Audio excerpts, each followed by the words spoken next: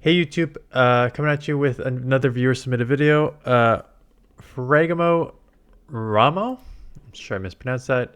You can just call me Ramsey because that's my actual name. Hello, I should just read the thing. And there is a lot in this form, so I'm gonna go over it as like probably like 3 paragraphs, but I will quickly go over it because there's one couple things in here I want to talk about. So first is 10 sets, 5-0 in the first, 4-1 in the second. So it's gonna be a strong team already cut. So the video is already cut up. You can just watch through without having to skip too far in between the battles. So people always ask me like how many sets, how do you want the videos together or cut up and stuff like that. So in the end, it doesn't matter. Easiest for me. Easiest for me if you want to do this cut up yourself, fine. Again, you don't have to. The easiest for me is just giving me like individual single matchups, because if you give me like, I always take out like the beginning, like the pre-waiting and then the end post before your games. So it's easier if they're just individual games that I can cut them together easy, as opposed to like longer ones which I have to like go through and find where it is and cut. Longtime supporter since late 2022. Started seriously GBL in January 2023. Never hit legend, but I've been 2600 to 2900 for the last 3 to 4 seasons. I don't actively count. Got to put some more effort into that. Idea of the team was ABB, flyer, lead, double mudboy team, in the sense that there are 2 water types. Well, okay. Yes and no, because DEWGONG does not play a mudboy similarly. They play similarly in the sense that you want to save Skeletors just like you would if it was Skarmory, but having DEWGONG in the back adds a little more flexibility because it can flip grass matchups being half ice. I also thought about the meta, and I felt like there's either team. I feel like every team has either an electric type, figure out, or talk specs. Skeletors is the star of this team as a core breaker. Yada yada yada. Lots of words. But okay, so it is double water, but it's not a true double water. So like it's not a true ABB like Mudboy, because if you have ABB Mudboy, the thing is like with these ABB style teams. Okay, so I use ABB loosely as well when I talk about ABB teams. I talk about them like, oh, you just want to, in a limited meta, you want to draw this Pokemon, like a fighter with this Pokemon. But often they have like different typings that they're secondary weaknesses. So example is like my first team in Summer Cup was double, and then the back was Togedemaru. And the point was to try and draw out Vigoroth or something with the double, a counter user, Poliwrath, whatever, with double, so that my Togedemaru doesn't need to see it as a steel. Well, I'm also half electric, so that adds on. So I'm half steel, half electric, so that adds on a ground weakness. That adds on a fire weakness, so it's not the same ABB. And that's what they're basically saying here. Like, your ABB water, so you're doubly to grass in the back, but DEWGONG as an ice can deal with the grass, so that's kind of deal with that. But at the same time, it's like with DEWGONG Stay Swap, you can pull out a fighter or an electric and then still have a grass in the back where Quags are. So it doesn't truly work like that. So with a 9-1 record, it probably does not matter too much. But we'll just kind of see the gameplay and see how it works out. So great lead. They're obviously going to get into something here. Typhlosion. So yeah, instant swap here is smart. It's even if it's a blast burn, it'll hurt. Oh, Thunder Punch, I don't think so. You got to go blast burn, I think, if you're that, because both are resisted, right? Thunder Punch and blast burn are resisted. Do the crazy amount of blast burn damage. And they're just going to farm down. They also did not let the switch clock go long enough, but get off the Stone Edge. So this will do good chip. And then it's just going to be Incinerate here. I would instant swap since they're switch locked. So this is where you instant swap, because they did not wait out their timer. I know you're waiting out your timer because they are going to reset, but like they didn't wait out their timer. So they're switch locked too. So if you came in right away, that's an easy 1 to 2 Incinerates. Shield up an Aerial Ace. I don't know about that either. Yeah, so 2 things here. So one, like, take a look at your switch clock here. And you made that switch pretty quickly. So your Pokemon are going to be, I just want to see when this goes down here. Okay, it looks like a quarter. Still like a quarter, so that's still 15 seconds, right? Because that's a 60-second timer. So if you still have 15 seconds and you made that swap instantaneously, they're locked. So they're going to have to dump their Air Release, which is not a move you need to shield because it's such a bad move and it's a non-stab Air Release. So that's such a bad move, you don't need to shield it up. And you can get a couple Incinerates off. So if you're in here incinerate, like they're pretty much out. So now you shield up an Air Release, which I don't think you have to because it's not going to do much. You're definitely going to chip here and then instant swap into the DEWGONG. It's good in the fact that you resist all the charge moves. Claws and Hydros will still add up here. It's obviously just let this go and we just go straight drill run. Crunch. Ooh, this just got more interesting. I think you can live and you just let it go, get this drill run off. You're either going to take it out or they're going to shield and farm down. If that's the case, you should... okay, I'm surprised they actually let that go. Well, they still may get to... they're definitely going to get to move before this Incinerate registers. What? No way. They were definitely out of move. No? I think they messed that up. I thought for sure they were out of move, but maybe not. Okay, Stunfisk, bad lead. This is interesting because if they're smart, okay, already it's a bad team comp on the other side.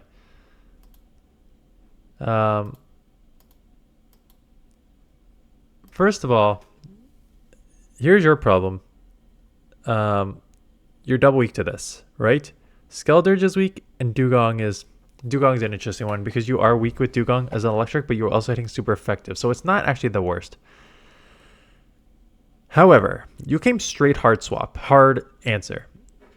If your opponent knows how to team build, they've got an answer for Quagsire. Like there's no way I'm running Stunfisk in this meta unless I'm running a Tropius or some other grass in the back to deal with Quagsire and Whiscash. Like there's no way, and Diggersby. There's no way that you run this without running a hard answer.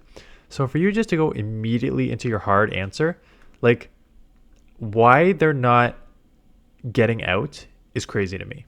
Like they should be getting into, they should have a hard answer and they should be getting into it immediately. If they don't have a hard answer, it's a bad team build. Even if they don't have a okay answer, like Wiggly, yes, go into Wiggly immediately. There's no reason to stay in that matchup and have to shield an Aqua Tail. So they will take you down here, but you got to shield. This is all resisted. Again, it's all resisted, so you don't need to shield up anything. Just going Disarming Voice. You get the full farm down. I would throw a Shadow Ball at this. Yeah, stay in. Yeah, if you're going to stay in and throw a Shadow Ball, might as well just try and fast move optimize and get only one energy in. Now that you've done that, yeah, get in here. Lower shield. Not going to shield? Okay. Just a Mud Bomb. Why are they going Discharge? I don't know. Going Drill Run. Yeah, both are super effective, so it doesn't matter. I mean, Drill Run hits a little harder. Does not quite take out. I mean, I would shield because you don't know what's in the back, but like it's a Raichu, so Drill Run will take it out. But yeah, usually I know you're probably just two shielding flexing on them, but one is it's a terrible team comp. Like you have a Raichu, you have two electric on your team to deal with the Mud Boys. Like it's not okay. Charizard, straight into Quag.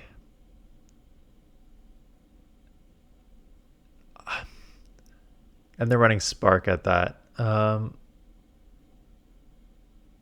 Okay, Stone Edge one shot. It wasn't even full health. Okay, that's fine.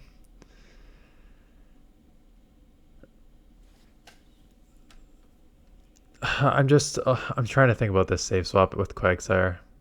So they, again, you had a decent lead. They got out into Swampert. Obviously, DEWGONG is an amazing answer to Swampert. They can only get off Earthquakes, which they do. That's a nice Earthquake land. You'll lower their attack. Although if they can, oh, they're shielding. That seemed quick. Yeah, that did seem quick. You'll get to a move here. 50% on a non-stab drill run. Yeah, I was about to say it's gonna be close, but not quite. Do take it out with a fast move. Their Dewgong comes in. They're going to farm you down. They could have a drill run. It also sets you up for a bait game. So we're going to come in Quagsire. But what would be in the back? Something that can deal with a fighter. So it could be Flyer. So maybe Quagsire is the better play here. And now you're gonna find out what is in the back. You gotta respect the draw run, but it does leave you up. Okay, water balls. Obstagoon, this is just over now. Night Slash is super effective, but Incinerate's neutral and Disarming Voice is super effective. So this game, advantage you. I don't even think you shield up the first move, cause I think that I don't think one Night Slash takes you out. Does it take you? They're probably gonna get to a second one, and I'm worried about the boost. If anything, they don't get to a second one. Okay, just fast move down.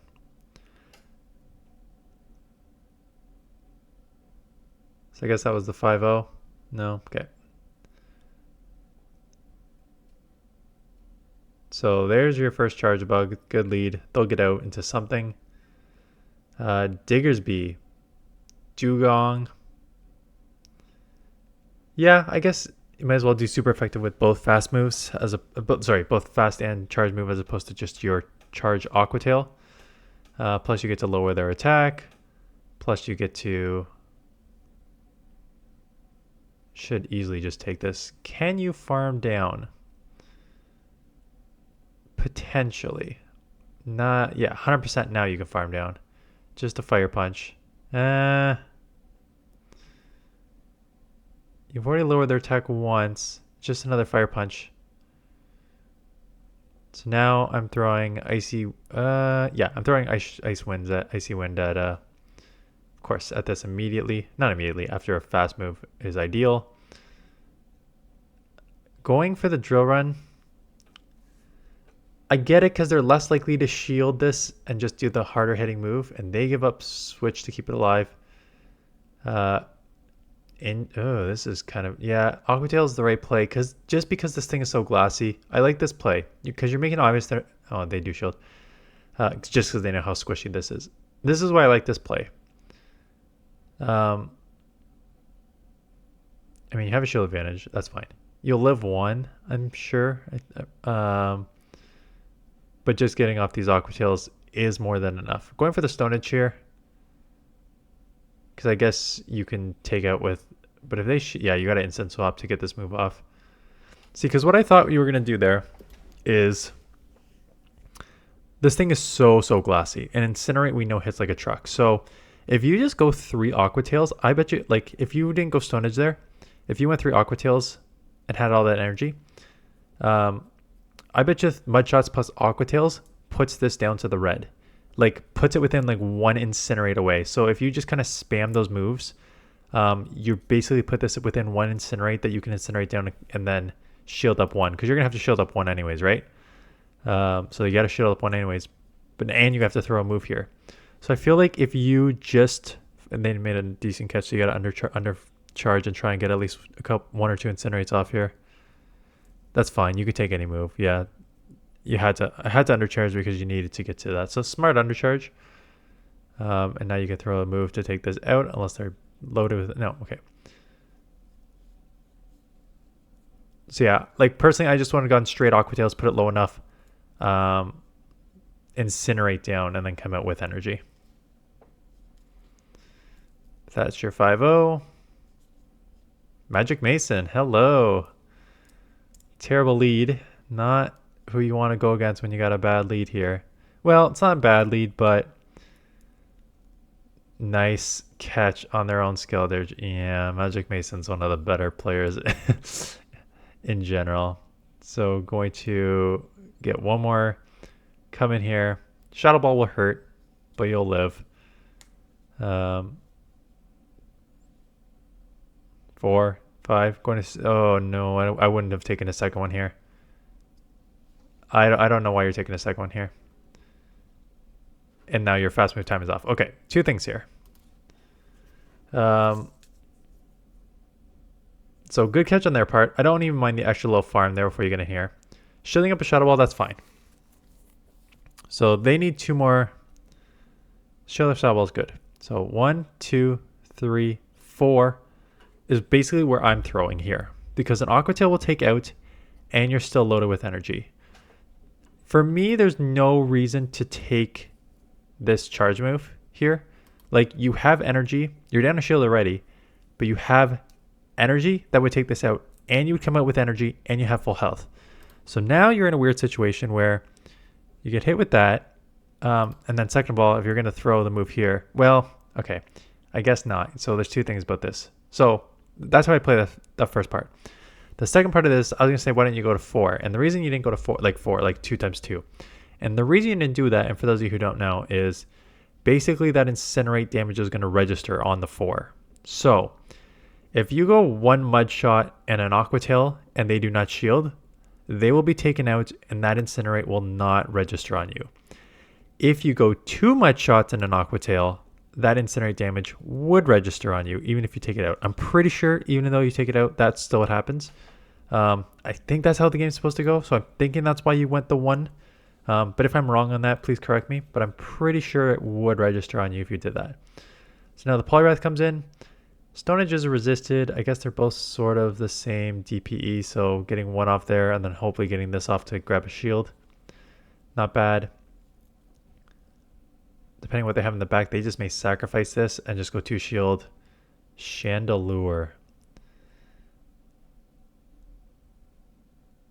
Oh my goodness, how glassy is Chandelure that these resisted? Okay, so 2 things here. You have Ice Shard on this thing, right? I'm seeing this is Ice Shard. This is an Ice Shard against a Fire Pokemon, which is at like 90% health. And your resisted Ice Shards take this down to like 60%.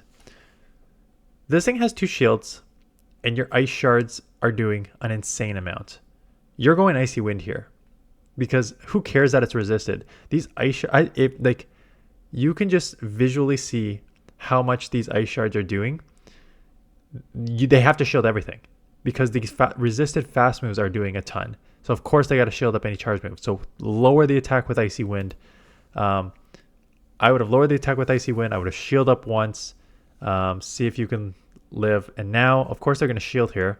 Now they're boosted too. So they can just incinerate. They're going to shield. They're going to incinerate you down.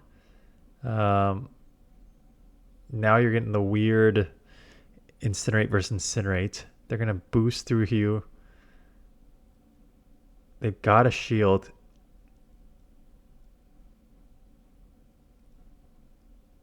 And you win CMP anyway. Yeah, they get off. I mean, going double 5 with the Chandelure is just like a meme strategy. So I'm not surprised, but yeah, still would have played a little differently. Galvantula, good win, lead win. They're staying in for a reason. The reason being they have no answer. So this is a Poison Fang. You let this go. These Mud Shots are doing an insane amount because they're double super effective on one of the glassiest Pokemon in the game. You can throw here on 4, yep, just to take this out before taking another charge move. If they shield, I'm probably shielding back because they're going to try and flip switch. So I'm just farming down here with energy. Yep, that's exactly how I would play this too. Ferrothorn comes in. Okay. They're basically just going to sacrifice this Ferrothorn. Just get Chip off. What was on the lead? Galvantula. So they're doubly to fire. Yeah, I was going to say, they have a Galvantula on the lead. You might as well just save your Skeledirge for it. Just sacrifice this. Take the super effective moves. Even if they hit you twice here, that's fine. You do end up winning CMP too, which is nice. So this game's over. And oh, they shielded. I mean, you'll catch a Power Whip. And now this game's over. Yeah. That was like a weird delay. Was that a delay on their end, or yeah. Maybe the timing was off on the fast moves there. Okay, Pidgeot. Shadow Pidgeot at that. So this thing's probably going to take a lot from these Incinerates. I don't know about this because they can very easily... Oh, okay. Now you're just getting punished. Stone Edge will probably one-shot Shadow and Shadow, so they probably will shield, but man, they're going to just take you down here. Yes, you'll have an answer for it. I was going to say, I'm surprised the Pidgeot didn't throw, but no, I'm not surprised the Pidgeot didn't throw when they have a answer like this in the back. So one move and throw on their end is correct. Everything's resisted, but it will hurt. Yes. If they get to another one, you have to shield or you're going to be taken out. And that's the thing, like, what makes this Pokemon kind of tricky now is that, like, these Leaf Blades, even resisted from a Shadow Vic, do hurt. So you're loaded with energy, so if they come back in, you will get something off. It is a Tentacruel. I would stay in because poison. So I think, well, you're pretty low, so maybe not. I was going to say, I think I would have stayed in because poison is resisted, but then I just looked at your health and you're at like 10%. So even with that, it's bad. But this is the other end of it. And this is why I was worried about the Pidgeot too, because you were like switch locking yourself on the Pidgeot that had energy. So they can easily just Feather Dance here. Oh, they have Aerial Ace. That's why they didn't throw it. Because they're at Aerial Ace. Lowering their attack, but they're going to shield. Have another Aerial Ace. And then unless you have energy here, you do have energy. Aerial Ace may have... What's the energy on... I'm trying to think what the energy on Aerial Ace is compared to Feather Dance there. Another good lead. You did say 9-1, so I'm not surprised there's a lot of wins in here. There is their Seadra. Not even a Kingdra. I'm going to try Kingdra by the time this is out. I saw a few of them out there. I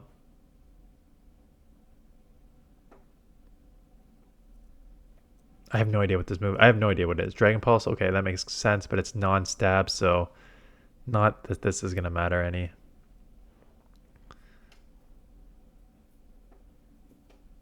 Why would you use a Kingdra? Sorry, a Seadra. Why wouldn't you use a Kingdra? Nice timing there to get this off. I'll probably let it go. Okay. So they're down 2 shields now. And their attack is lowered. Like, what? And what's in the back? A Kingdra? Like, okay. Okay. They lunge. They don't even discharge. Yeah, if it's to say they're not leaving, so you want to shield because you don't know what's in the back. Cross Poison. That's why they're not doing it, because they have Cross Poison and there's your Ferrothorn, right? So there's the... Did someone put this team out? Someone had to put this... Again, not the Seadra, but this double weak to fire core. Or can people actually come up with a bad team strategy multiple times? Like random people come up with a bad team strategy. So you're double weak to fire with Galv. I get it. They deal with the fighter aspect of it because Ferrothorn's weak to fighting and Galvantula will resist the fighter as a bug. But having 2 of the same line of Galv in the front, Ferrothorn in the back, both double weak to fire, when we know that Typhlosion is everywhere now and Skelger's just still a really good pick. Yeah, I don't know. And I don't know about coming in this late either. Because they're going to get to a Shadow Ball, easily get it off, and decide what they want to do. Going to the Typhlosion, they're going to have to shield now. I don't know about Typhlosion. Well, Typhlosion's just going to outpace you, so they can just shield once and go 1 more, and then go the Thunder Punch if they want. Or 2 more and then the Thunder Punch. Yeah, even more so. They are at 2 moves, so yeah. Aren't they at 2 moves? Yeah, they're at 2 moves, man. What are we doing here?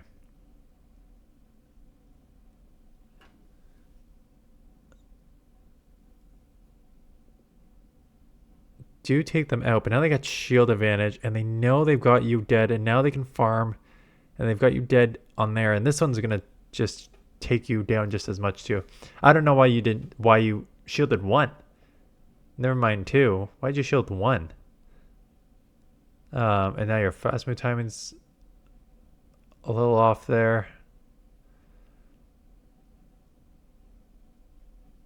And they could probably just commit to the shield and surf you. Going to bait here. If I were them, I'd just let this go and then just come in with, okay, what? I'm racking my brain at this battle. What is that? Blast Burn may take you out from this range, actually, because it's just so attack heavy. Yeah, you lost the game when you double shielded for no reason. Like, you let this go. 100%.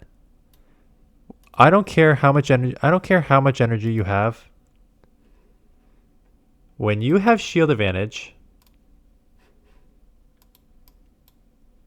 you have shield advantage, you have energy on the Skeledirge, you know they have 2 moves. You should, because 2-2 is one of like the key aspects that everyone's talking about with Typhlosion, having that Thunder Punch at 2 and 2.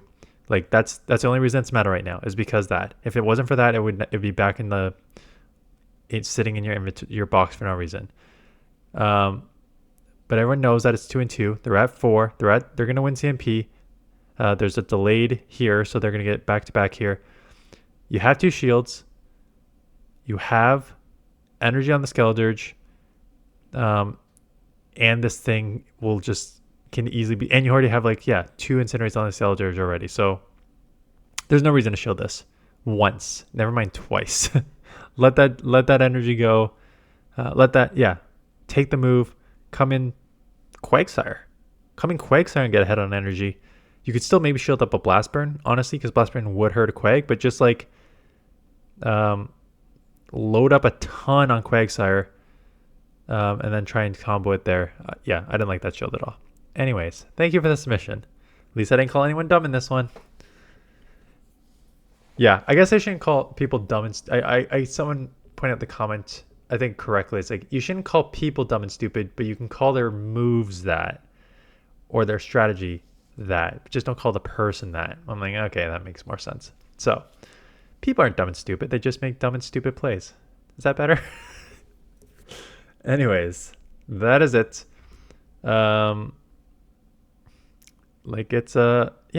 Anyways, that's it. Thanks for the submission. I won't talk about the schedule, but I'm going to post one of my teams, the triple normal team, probably ASAP, maybe this morning or maybe tomorrow morning. Because I did really well. I was at leaderboard. If the leaderboard updated, because usually they update leaderboard, I was at 2397 with the triple normal team.